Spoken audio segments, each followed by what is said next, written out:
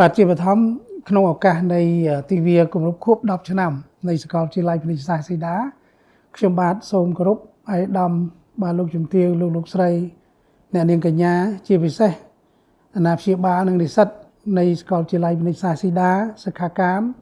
បាទព្រមទាំងកម្មករនិយោជិកធនាគារសីដា PLC ដែលបានគ្រប់គ្រងនិងបានចូលរួមសិក្សានៅសាកលវិទ្យាល័យពាណិជ្ជសាស្ត្រសីដាយើងខ្ញុំបាទឆ្លៀតក្នុងឱកាសដ៏មានសារៈសំខាន់នេះអនុញ្ញាតឲ្យខ្ញុំបាទរាយការណ៍ជូនត្រួសអំពីភាពរីកចម្រើននិងការវិវត្តចំណុចសំខាន់នៃសាកលវិទ្យាល័យយើងខ្ញុំបាទជារួមគឺរយៈពេល10ឆ្នាំនិស្សិតដែលបានចុះឈ្មោះចូលរៀននៅសាកលវិទ្យាល័យពាណិជ្ជសាស្ត្រសីដាក្នុងកម្រិតបញ្ញាបត្ររងបញ្ញាបត្រនិងបញ្ញាបត្រជាន់ខ្ពស់មានចំនួនជិត 11000 នាក់ហើយសិក្ខាកាមដែលសិក្សាអំពីជំនាញខ្លីៗនៅសាកលវិទ្យាល័យយើងខ្ញុំមានជាង 36000 នាក់បាទហើយនឹងបុគ្គលិកកម្មករនិយោជិកធនាគារសីដា PLC បាទលោកក៏បានអញ្ជើញមកសិក្សានៅសាកលវិទ្យាល័យនេះដែរគឺជាមធ្យមមួយឆ្នាំពី6ទៅ7000នាក់បាទហើយបុគ្គលិកទាំងអស់បាទទាំងនៅក្នុងស្រុកនិងបុតសម្ព័ន្ធរបស់ធនាគារក៏បានមករៀនដែរបាទជាសរុបបាទភ្ញៀវទាំងអស់ហ្នឹងបាទអតិថិជនទាំងអស់ហ្នឹងបានមកសិក្សានៅសាកលវិទ្យាល័យយើងខ្ញុំហ្នឹងជាង 60000 នាក់ក្នុងរយៈពេល10ឆ្នាំកន្លងមកនេះបាទនេះគឺជាជោគជ័យមួយប្រកបទៅដោយឧត្តមភាពស្របតាមចក្ខុវិស័យនៃសាកលវិទ្យាល័យពាណិជ្ជសាស្ត្រសីដាគឺជាសាកលវិទ្យាល័យធុរកិច្ចប្រកបដោយឧត្តមភាពនិងភាពជោគជ័យរបស់និស្សិតមោទនភាពយើងខ្ញុំនិស្សិតដែលបានបញ្ចប់ការសិក្សាមាន 2906 នាក់បានទទួលការងារធ្វើ 96.4% ហើយនៅសល់ 3% ជាង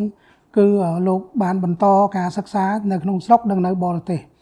យើងខ្ញុំទទួលបានការកោតសរសើរស្ទើរតែគ្រប់និយោជកទាំងអស់ដែលបានទទួលយកនិស្សិតសាកលវិទ្យាល័យទៅធ្វើការដោយលោកសរសើរថាសាកលវិទ្យាល័យយើងខ្ញុំអប់រំមនុស្សបានប្រកបដោយគុណភាពជាពិសេសគឺមានចំណេះដឹងហើយនឹងមានសិលធម៌ការទទួលខុសត្រូវក្នុងមុខងារតួនាទីបាទនេះគឺជាចំណុចនៃភាពជោគជ័យឆ្លៀតក្នុងឱកាសដ៏មានសារៈសំខាន់នេះដែរយើងខ្ញុំក៏សូមថ្លែងអំណរគុណចំពោះសម្ដេចមហាបវរធិបតីដែលបានបាទទទួលស្គាល់និងចេញអនុក្រឹត្យបាទចុះលេខ27ថ្ងៃទី12ខែកុម្ភៈឆ្នាំ2024ទទួលស្គាល់វិទ្យាស្ថានវិទ្យាសាស្ត្រសីដាកម្លាយខ្លួនមកជាសាកលវិទ្យាល័យពាណិជ្ជសាស្ត្រសីដាដែលមាន5មហាវិទ្យាល័យនិង16ជំនាញបាទមួយទៀតគឺយើងខ្ញុំក៏សូមថ្លែងអំណរគុណដែរចំពោះក្រសួងអប់រំយុវជននិងកីឡាបាទដែលតែងតែឧបត្ថម្ភគ្រប់គ្រងនិងចូលរួមគ្រប់គ្រងយើងខ្ញុំ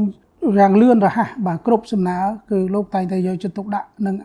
អនុម័តទាន់ពេលវេលាធ្វើឲ្យយើងខ្ញុំអាចអភិវឌ្ឍបានរហូតមកដល់សប្តាហ៍ថ្ងៃនេះ